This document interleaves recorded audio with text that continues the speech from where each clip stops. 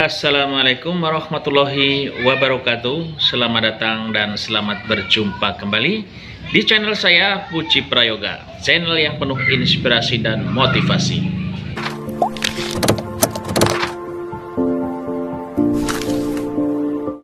Pada kesempatan kali ini saya akan bercerita sedikit tentang perjalanan hidup manusia. Sebelum video ini saya lanjutkan, silahkan tekan subscribe dan jangan lupa nyalakan tanda lonceng agar teman-teman semua tidak ketinggalan video-video terbaru dari saya. Nah, pada dasarnya perjalanan hidup manusia itu mulai dari lahir, kemudian masa kecil, bayi, masa kecil, kemudian masa anak-anak, masa remaja, masa dewasa, masa tua, dan akhirnya meninggal. Sekalipun tidak semua bahwa perjalanan hidup yang seperti itu tadi terpenuhi semua. Ada yang baru lahir itu meninggal, ada yang baru umur remaja meninggal, bahkan ada yang sampai tua tidak meninggal. Itu ya ada. Tetapi yang akan saya sampaikan ini bukan berarti tentang kehidupannya. Yang kita bahas ini nanti arahnya ternyata kehidupan itu ada beberapa alam yang akan kita lewati. Yang pertama alam roh. Kita tidak tahu alam roh itu di mana, yaitu tetap di alam roh. Ini hanya Allah atau Tuhan yang tahu. Kemudian dengan kehendak Allah itu kita hidup di alam rahim ibu. Jadi kita kalau secara hitungan normal itu berada di rahim ibu itu 9 bulan 10 hari. Ya bisa lebih, bisa kurang, itu kadang-kadang terjadi kelahiran. Kemudian setelah lahir itu namanya alam fana atau alam dunia. Dan yang berikutnya itu alam kubur. Setelah mati kita akan melewati alam kubur. Dan setelah alam kubur itu namanya alam barzah. Alam kubur itu alam barzah. Kemudian setelah alam barzah ini akan berakhir semua kehidupan dunia ini, yaitu disebut hari kiamat. Setelah hari kiamat ini semua proses berjalan, yaitu proses kehidupan yang akan menentukan kita akan hidup bahagia atau hidup menderita. Karena di alam akhirat, nah itu alam selanjutnya, itu alam akhirat, yang mana alam akhirat itu hanya ada 2 tempat, yaitu alam surga dan alam neraka. Nah, neraka itu adalah alam yang disebut alam kesengsaraan, tempat yang dimana semua kesengsaraan, semua kenistaan itu yang tiada taranya, penderitaan yang tiada taranya ada di situ. Dan alam yang surga itu adalah tempat segala kenikmatan, bahkan yang di dunia itu tidak terpikirkan di sana ada sebuah kenikmatan, yaitu tempat di mana segala macam kenikmatan, segala macam kesejahteraan ada di sana.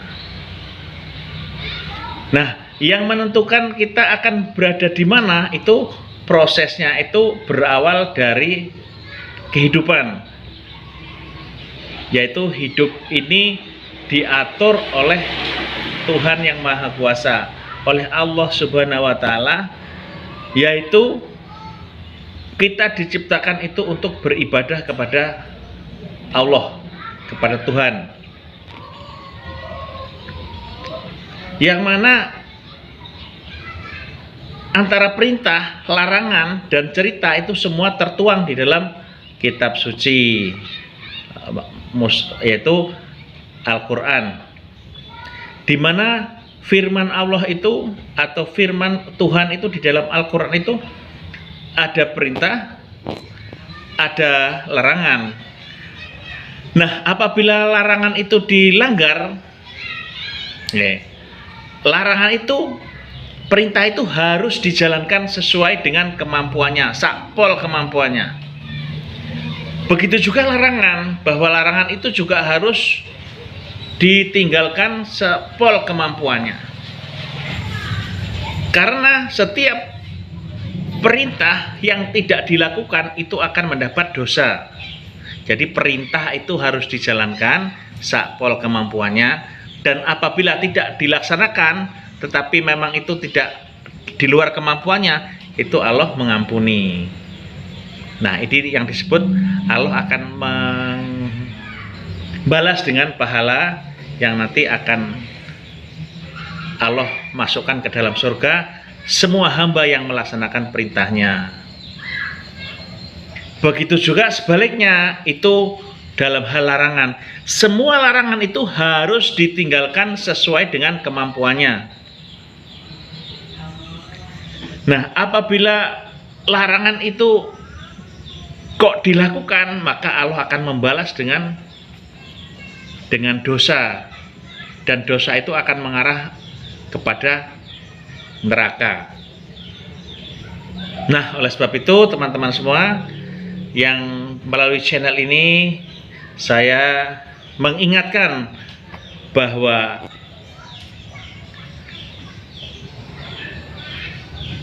untuk mengetahui firman Tuhan yang sebanyak ini, yaitu 6.666 ayat,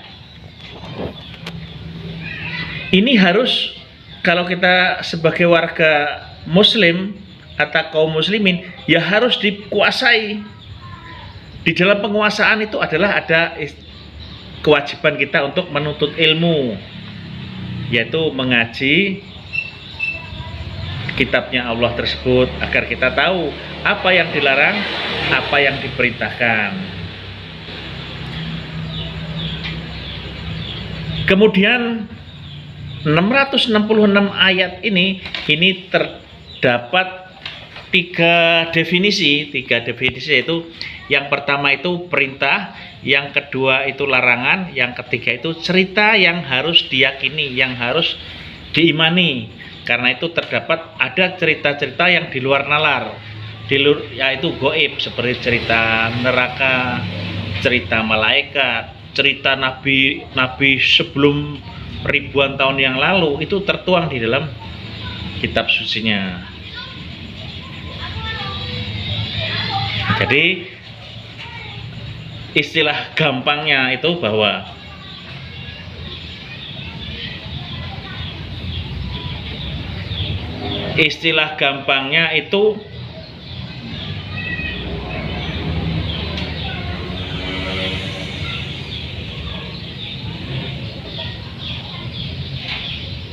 apa yang diperintahkan itu laksanakan, dan apa yang dilarang itu tinggalkan. Jadi sama perintahnya Allah maupun larangannya harus dituruti.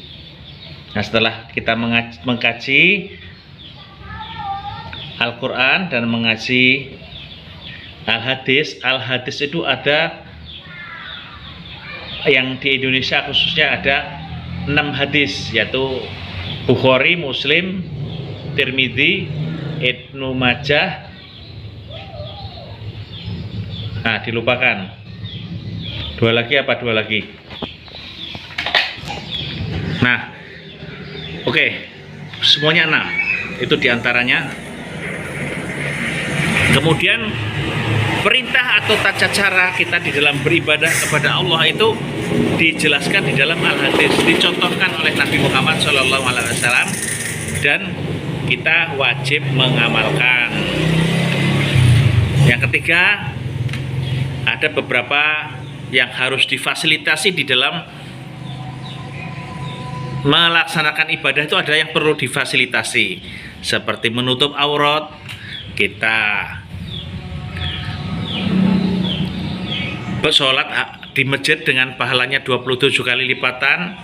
Nah, kalau nggak ada masjid berarti kan nggak di masjid. Ya, kita harus membuat fasilitas rumah ibadah yaitu masjid itu dibangun dengan biaya. Nah, biaya itu kita keluarkan untuk mewujudkan agar ibadah kita menjadi lancar.